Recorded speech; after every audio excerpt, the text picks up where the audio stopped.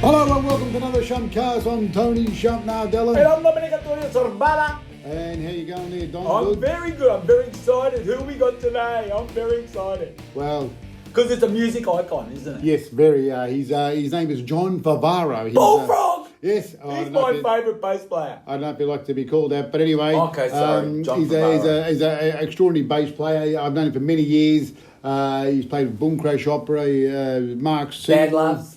He's just played with so many bands. So At the AFL Grand Final with Mark Seymour, he actually. Yes. Yeah.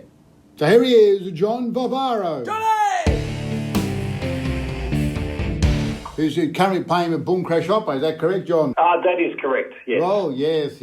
And how you finding that? Now, I've known the guys for a long time, and so, I've played in band with all of them at different times, and so it's sort of nice to play their songs with them, so it is a lot of fun, yeah. Yeah, because I seen an advertisement with you and Mark Seymour.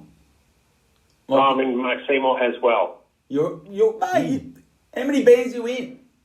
I'm in three. Three? Dom, I'm in three. Yeah, and Three, what's the other one? Three bands. Raw Brick. Oh, Britt, yes. that's right. Yeah, We you come heard and of watched you. Yes. We yes, came yes. New Year's Eve. New Year's Eve. That was a good concert. Yeah, that was good. Led Zeppelin stuff. That's right, yeah. So that's the third one. Since COVID, we haven't really done any gigs for Raw Brick, but we've got some coming up later in the year. So yeah. Oh, okay. Mm. Do you get to play that beautiful big double bass of yours? No, mate, no more. Why not? It just sits in the room. How do you know about my double bass? Because I've been to your house and I've seen it and I just loved it. Right, okay. Did you come to my house? Yeah, in Yarraville. I can't remember when you came to my house. Well, anyway, I've seen it. I don't know if I broke in or... Didn't you use it at a gig at MCG or something with Mark Seymour or something, or no? No. No? Oh, I would have played it. I used to play it at a gig at the Red Eagle Hotel in. Did you ever come to that one in Albert Park? Oh, what band was that with? Well, it was with Jo Beth Taylor. Remember her? Oh yes, Jo Beth. She had a TV show on cartoons. Cartoon. That's right. That's right. I remember Jo Beth Taylor. She was a singer also. She had a couple of singles or something or whatever. Yeah. Yeah. So you played the band with her and you use a double bass. I think so. I don't know, but yeah. So, but I don't use the double bass. Just sits there at the moment. It's just sitting in the corner, and it's. I play it occasionally, but not that much. It just sort of sits there. Otherwise, it's a beautiful. No bands that I play sort of use it. Yeah. Is it hard to play? Do you find it hard to play the double bass? Yeah, it's very, very hard, mate. You'd have a lot of trouble. Let me tell you. It's very hard to play. It's a physical thing, It's not like electric bass is a lot easier, but it's a completely different. You play the same notes, but it's a different physical thing, It's like driving. Everybody knows how to drive a car, but it's like playing double bass, like driving a semi-trailer. You know really? What I mean? It's a very cool looking instrument, mate. I love it. Fucking beautiful. It'd be hard to smash on stage, mate. Like Jimi Hendrix smashing the guitar or something. It'd be hard to pick it up and smash it. You'd. Anyway, I want to know what it was like to be on the MCG Grand Final day playing that. Was it the Holy Grail? What did you play? What did I play? I think that was a long time ago. That was 2009. Yeah. Wow, that long ago. I played on the MC. I didn't play on the ground. It was before they started doing the thing in the middle. We were playing in the stands. Yeah, I played Holy Grail, and believe it or not, actually played keyboards. You played keyboards? I played keyboards. Yeah. What? Hang on. Yeah, that's the start of the So who played bass? I don't know. That's a good question, Tom. I don't know who played bass. Hey, that's I don't know. Good question. Yeah. And you also played in the Badloves? Yeah, the good old Badloves. What about them? Yeah. They're flying at the moment, aren't they? Are they? Are they? Well, they've got a couple of concerts out there. Well, I just saw a poster for them, a vinyl release on Get On Board there, sort of thing. But I think he's the only original member, so it's It happens to a lot of bands, you know, they keep playing, but there's only no original members or only one, you know what I mean? So, Ralph wanted me to ask you, who was the best drummer you've ever played with? Because he said that you were in a band with him called Worlds Away. Is that true? That's true, yeah. Okay. So who's the best drummer you've ever played with? Ralph Nardella. Yes.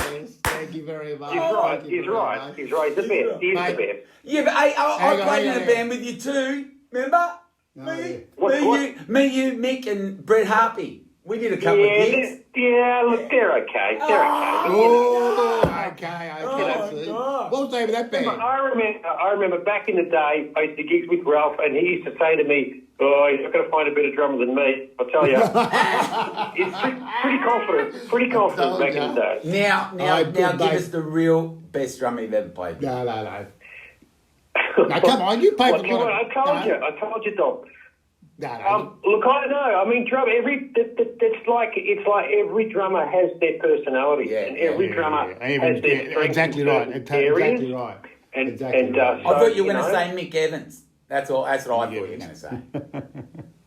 What's that? I thought you were going to say Mick Evans, left-handed drummer extraordinaire. Mick Evans is a really good mate, and so. Yeah. I like his drumming, and I like him. I like playing music with him because he's a good mate. You know, I think sometimes it's as much about, for me anyway, it's as much about playing music with people that you respect, and who are your friends, as much as it is about playing. You know, I don't care whether somebody can play a million notes on the guitar or not. If they're a good friend of mine, then that's probably more important. That's what I like about your bass playing, John. You're very, very steady, very tight. You know your stuff, but you just got a few problems. Anyway. But everyone's got problems. Yeah. Also, I want to talk to you about when I first met you. You were in a band called the Fabs. That's right. The Fabs, remember that? That was back. Oh, gee, that was early '90s. I think I saw it at the Golden Gate Hotel to come down. I was even earlier than that. I reckon it was. What? It was. Geez, it would have been almost. Oh God, I left the Fabs at about 1987. I reckon. Gee, that long ago. How old are you? Wow. Hang on, 1987. Not as old as. Sorry, excuse me for swearing. I'm not as old as you two. I know that much. But that was a good working band. You were playing 3 or 4 or 5 nights a week. It was just old. I was working five nights a week back in the day, Ralph. Cash money, every gig, cash money. I know. I try to tell Don those days are gone now. No, they're not. Yes, they are. You can't make that sort of money now. Yes, mate. We know lots of drug dealers. Unless all your friends. Hey, we're going to cut that out. Don't you talk like that. Oh, sorry, yeah. Right. No, anyway, that's what I was. A lot of bands back then were playing 4 or 5 nights, and it was, you could quite easily do that, you know what I mean? So, that's right. There were a lot of venues around. There were a lot of gigs around. Yeah. And, I mean, it was a cover band, but we used to play 60s stuff, and the guys were originally from the 60s. So they were in a band that did well in the 60s. Yeah, what was the name of that band? The band was the Town Criers. Town Criers. Town Criers. What was the name of the singer? That song is your eyes, they realize here with my everlasting love. Hang on. Is that? What's the name of the singer? The lead singer? Barry Smith. Barry Smith, that's right. Doug Parkinson did that. You remember those days, Ralph? Remember those days? Yeah. No. So he was a lead singer in that band. What was that? He was the lead singer of that band, Town Cries. Barry. Yeah. That was Barry. I know that song. That's a great song. That's a good song, yeah. Great song. But I mean, it was a song back in those days. I can give you a little bit of music history. Back in those days, they didn't release American songs. Australian bands used to do their own versions of them, and they were released. Sorry. That wasn't their song, was it? Daryl Cotton did that It was a cover. with Eleanor Rigby and that, yeah? Oh, okay. Well, yeah, a little bit, yeah. Something like that, yeah. And you still be in contact with those guys, or anymore? Yeah, I just on social media. Yeah, I'm sort of aware of what they're up to, and just on social media, I keep up with them. Yeah. And you also played in Girl Overboard. Yes, mate. I did play Girl Overboard. Remember those days, Ralph? I used to come and see John. No joke on a Friday night. Or Saturday night. Get a room with you. Yeah. And I used to. No one would come with me. You used to come around with like 4 or 5 other people, and they're like. No, I think they were all girls, actually. Used to come you and all these girls. You know how big his head's getting in here? Yeah, no, I used to bring the hero, mate, the hero, that's right, yeah. But I used to come by myself sometimes. I just wanted to see they all band. thought you were gay. Yeah. Which there's nothing wrong with that either. Yeah, no, but... And Girl Overboard, how did you... Because you played with me in Worlds Away, and then you left that and you joined Girl Overboard, and, you know, you must be excited, but they had a record deal sort of thing, so... and how did you find Girl Overboard? Was it, you know... Well, it was good that they had a record deal, but it sort of taught me a lot about the music industry, I suppose. Exactly, yeah. It's all of a sudden, going recording albums with them was good. You know, going to like Metropolis back in the day, and that was a great studio in South Melbourne, and still recording there an album today, with them, recording 2 albums with them, but it sort of taught me that.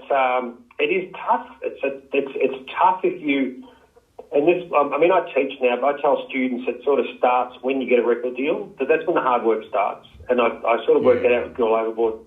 I mean, I was making good money in the Fabs. Even Worlds Away was making, I don't know, but I was able to stay home with Worlds Away and not have to travel and still work. But with Girl Overboard, all of a sudden we were doing gigs all over the country, but I was earning $20 a gig. Yeah. Are you kidding me? Yeah, that's $20 a gig. Original band at 22 until you can sell out. Yeah, but you're playing all over Australia. Why would you be getting $20 a gig? Well, that's how it is. It's original band. Unless they're selling out stadiums, that's fair enough. But yeah, but I know it's tough. It's tough. You got to really. I mean, NXS did it. They toured for many years, hard. And until they made money. That's right. Took them years before they made money. Sort of thing. And you're right there, Ross. I mean, a lot of the money just goes back into the band. The band makes money, and then you just put all the money back in. Yeah, they started making money when they hit America. When they had a hit single in America, that was that's right. And so the band like Girl Overboard was doing a lot of support gigs, and they were supporting the bands to get exposure. Yeah. The word exposure and and to get a profile and for shit money. What can you do? Now I was just looking up your profile there, and did you play in a movie recently about 5 or 6 years ago? I didn't play you played music. Well, you played bass. Sort of a little bit. What was that? What are you referring to, Ralph? What movie was it?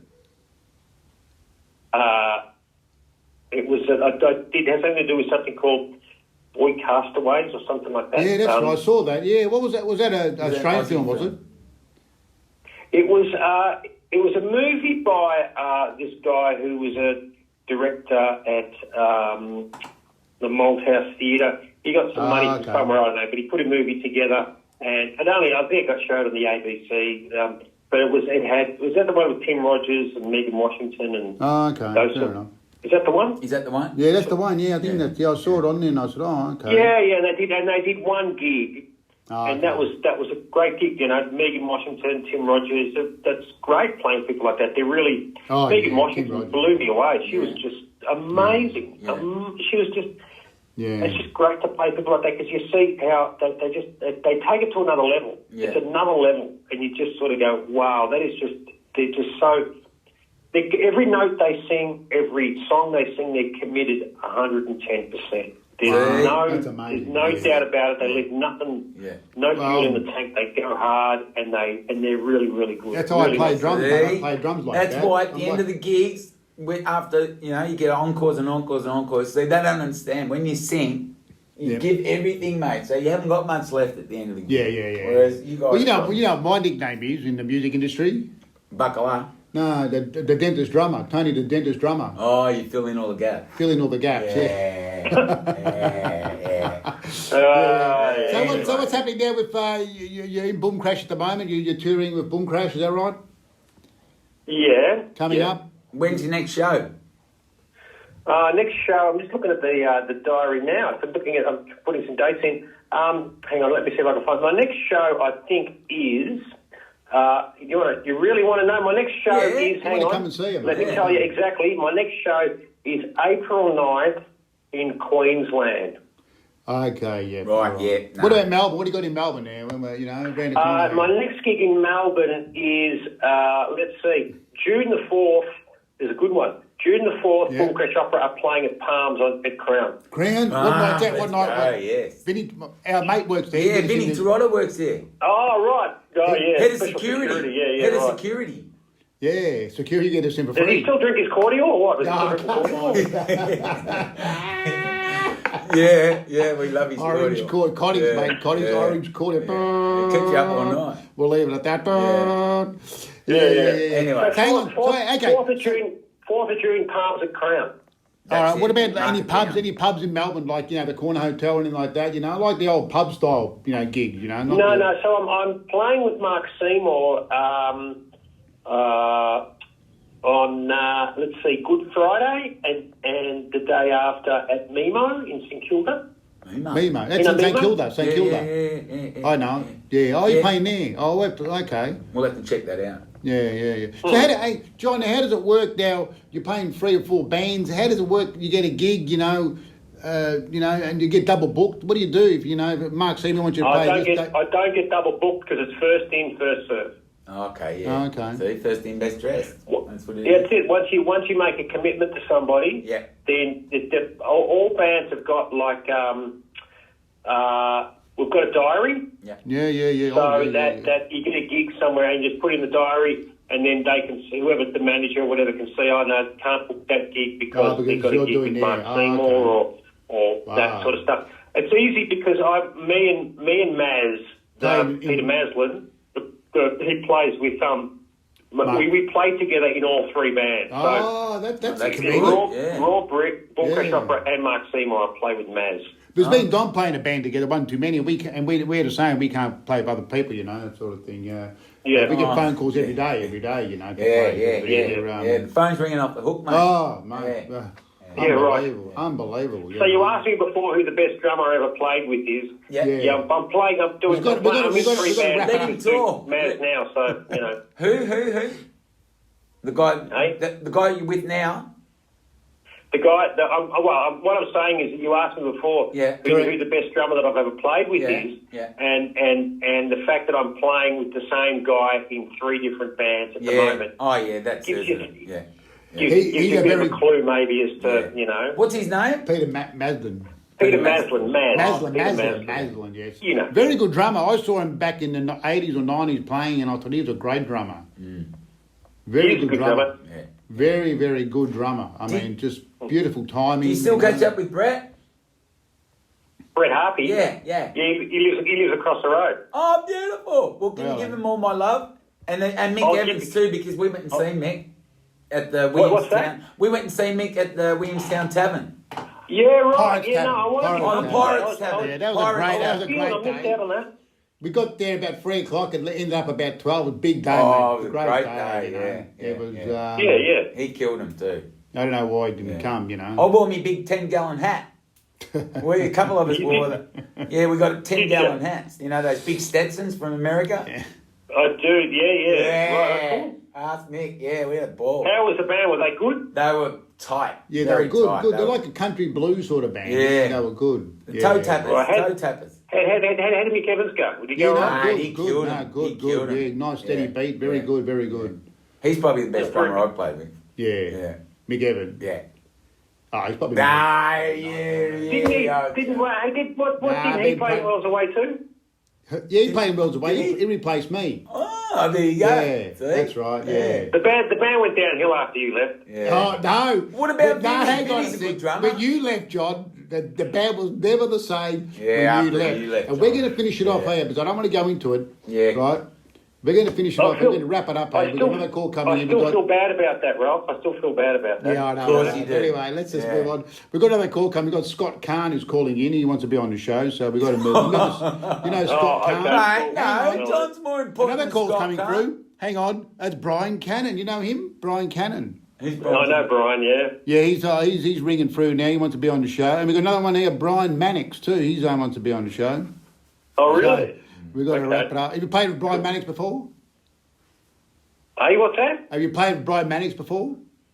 I've played with Brian Mannix, yes, I have. Oh, really? I've Jeez. done one gig with Brian Mannix, yes. Oh, okay. And he's a really nice guy, funny guy, really funny guy, really Actually, nice guy. I just want to wrap it up. on that note, I got a call many years ago from a friend of mine who was trying to manage him, and he wanted to get a band going with Brian Mannix, you know, and I used to play drums, so I went there, and I thought it was going to be a big joke, and he mucked around, but we rehearsed about 2 or 3 days, you know, and he was so serious. Yeah.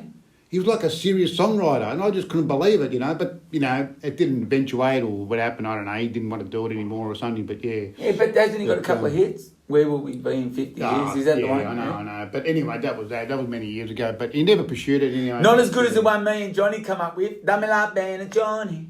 Dummy like band of Johnny. Remember that one? Bullfrog? What is it? I remember when I was working at that school for Westcare, and we were rapping this song. Oh, yeah, okay, yeah. And my daughters came in and we recorded it. And Gracie recorded it. Yeah. Gracie from Freaks White. What was it? What's the name of it? What was it about? It was about chroming. Remember when the kids used to chrome the paints? Chroming is bad. Chroming is bad. Yeah. Yeah, we had the boomboxes going. Chroming is bad. Chroming, yeah. That was good. You got a good memory, John. Oh, John, very good on you. Sharp, good on you, Dom. Anyway, one more question before we go.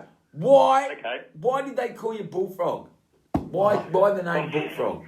You're going to have to ask Ralph. I don't know. I don't know. We were just, back in we used to go down to the Wog Bar in Mooney Ponds, and I don't know, it just came to me. I got no idea why. Oh, did you call him Bullfrog? I just made it up. So what happened? Well, from memory, we were there. There was a whole lot of us. And someone decided, everybody should have an animal name as well, you know. And we all got animal names, but the only one that stuck was me. I got Bullfrog. So I don't know why I got stuck with Bullfrog. Yeah, nobody else got that. It sounds great. You got those nice. You got the beautiful features on your face there, you know. And you're a good looking. He's a good looking man. Very good looking bloke there. So that Annie. No, come on. But I don't know. Sometimes I just say stupid things, and it just. Sometimes. Anyway, wrap it up. But we got to go. We can talk. We're going to get you back on again. Yeah. Definitely. Time because we're running out of time, man. Yeah. But we'd like to thank you very, very much for taking the time out and talking to us. Because appreciate you've been wonderful. You're a superstar. Guys. I wish we could catch up a bit more, you know. Yeah. Well, hang on. We're going to be busy, you know. We're going to be doing these things. I don't know if we've got time, you know. All right, John. All right. Thanks, mate. I appreciate your time. All the best. Good on you guys. Thanks, mate. Have a good day. Catch you soon. Ciao, ciao. He was a good bloke, wasn't he? He's a great bloody top guy. A good friend of mine and very talented musician. Yeah, I know. You were in a fan band with him. That bloody what was it? Worlds Away original band. Yeah, that's right. Yes, but So you go back a long way. I don't believe what he said about me being the best drummer he's played with. So he didn't say that. He didn't even say that. He said Mick and. Anyway, we're going to wrap it up. It was a big episode today. Yes, again, Dom. Was. We're going to go. We're going to sign off today and just don't forget. Say it together at the end. Don't try and get in. You know how you just go SHUMPCAST and then try and get in ahead of me. Anyway, go, finish it off. Go. So yeah, don't forget to subscribe to our channel, YouTube channel on YouTube. Just hit the subscribe button and like us. Yep, if you want. Yep, and also on the all the podcast platforms. Listen to our show. So I'm Tony Shump. And I'm Domenico Antonio Sorbara. And we'll see you next time on SHUMPCAST.